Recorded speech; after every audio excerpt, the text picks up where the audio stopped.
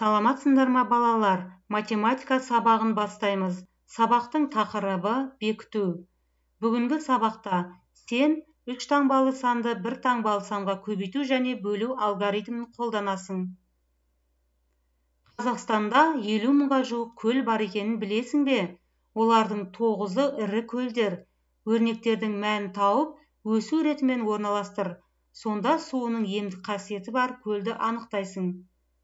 154 пен 5-тің көбейтіндісі 770, 740 пен 4-тің бөліндісі 185, 235 пен 4-тің көбейтіндісі 940, 580 мен 4-тің бөліндісі 145, 145 пен 6-ның көбейтіндісі 870, 350 мен 2-нің бөліндісі 175. Олай болса, өрнектердің мәнін таптық, енді оны өсу ретімен орналастырып көрейік. 145, 175, 185, 770, 870, 940. Бізде алакөл деген сөз шықты. Олай болса, суының емдік қасиеті бар көл алакөл деп аталады. Есеп 2-ге назар аударамыз. Көлде демалушылардың 126-сы әйел адамдар, 115-і ер адамдар. Демалған балалар ер адамдардан 4 есе артық. Көлде барлығы неше адам демалып жүр? Есептің шартын құрастырамыз. Әйел адамдар 126, ер адамдар 115. Балалар ер адамдарға қарағанда 4 есе артық. Барлығы неше адам?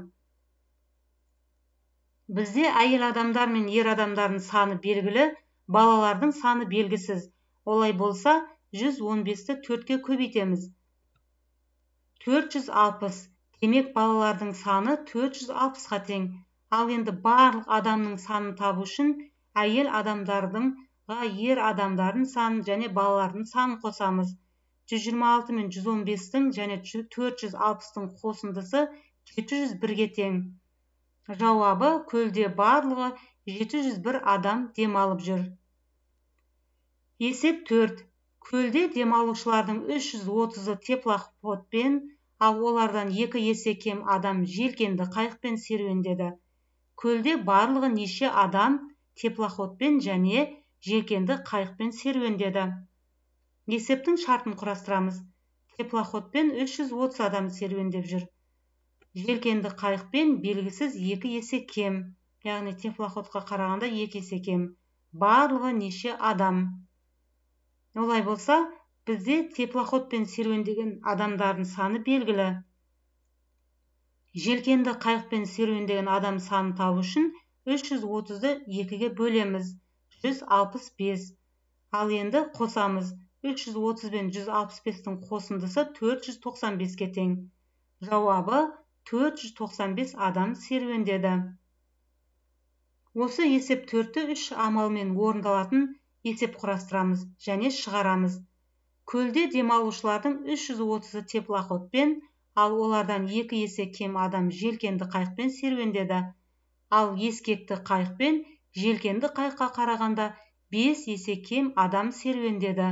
Көлде барлығы неше адам серуендеді? Есептің шартын құрастырамыз. Теплоходпен 330 адам. Желкенді қайықпен белгісіз 2 есе кем. Ал ескекті қайықпен белгісіз 5 есе кем желкенді қайыққа қарағанда. Барлығы неше адам? Алдымен біз желкенді қайықта қанша адам бар екенін табу үшін 330-ды 2-ке бөлеміз. 165. Ал енді ескекті қайықпен неше адам серуендеп жүргенін табу үшін 165-ті 5-ке бөлеміз. 33. Енді барлығын қосамыз. 330-ға 165-ті және оған 33-ті қосамыз. 528. Жауабы, көлде барлығы 528 адам серуендеді. 7-ші тапсырмаға назар аударамыз. Сызба бойынша өрнек құрастырып, амалдардың орындалу ретін анықта. Оның мәнін тап. Алдымен 750-ді 6-ға бөлеміз. 125. Енді 125-ті 2-ге көбейтеміз. 250. Енді келесі сызбаға назар аударамыз. 118-ді 5-ке көбейтеміз. 590. Енді 250-ге 590-ды қосамыз. 840. Ал енді осыны біріктіріп өрнек құрастырамыз. Яғни 750-ді 6-ға бөліп, оны 2-ге көбейткенде бізде 250 шықты. Енді оған 118 мен 5-тің көбейтіндісін қосамыз. Бірінші көбейткенде бізде 590 шықты. 250-ге 590-ды қосқанда 840 болды. Есепте 8-ші тапсырмаға назар аударамыз. 567-ден азайтамыз 398-ді. Және оған 640 пен 5-тің бөлінісін азайтамыз. Бірінші жақшаның ішін орындаймыз. Айырманың мәні 169-ға тең. Енді 640-ды 5-ке бөлеміз. 128. 169 мен 128-дің айырмасы 41-ге тең. Екінші өрнекке назар аударамыз. Бірінші жақшаның ішін орындаймыз. 1000 мен 876-ның айырмасы 124-ке тең. Оған 355 пен 2-ның көбейтіндісін қосамыз. Көбейтіндінің мәні 710-ға тең. 124 пен 710-ның қосындысы 834-ке тең. Үшінші өрнекке назар аударамыз. 701 мен 36-ның айырмасы 665-ке тең. 660-ты 5-ке бөлеміз. 132-ге тең. 665 пен 132-ның айырмасы 533-ке тең. 9-шы тапсырмаға назар аударамыз. Арман, Болат, Қайсар көлден қармақ пен балық аулады. Олардың әрқайсысы не таутан, не мөңке, не алабұға аулады. Егер төмендегілер белгілі болса, онда олардың әрқайсысы қандай балық аулады? Алабұға мен таутанда тікенекті жүзбек қанат бар, ал мөңкеде жоқ. Арман тікенекті жүзбек қанаты бар бірде-бір балық ауламады. Болат Арманның аулаған балықтарына қарағанда 2 алабұға артық аулады. Ал енді осы сөйлемдерге назар аударамыз. Алабұға мен таутанда тікенекті жүзбек қанат бар екен, ал мөңкеде жоқ.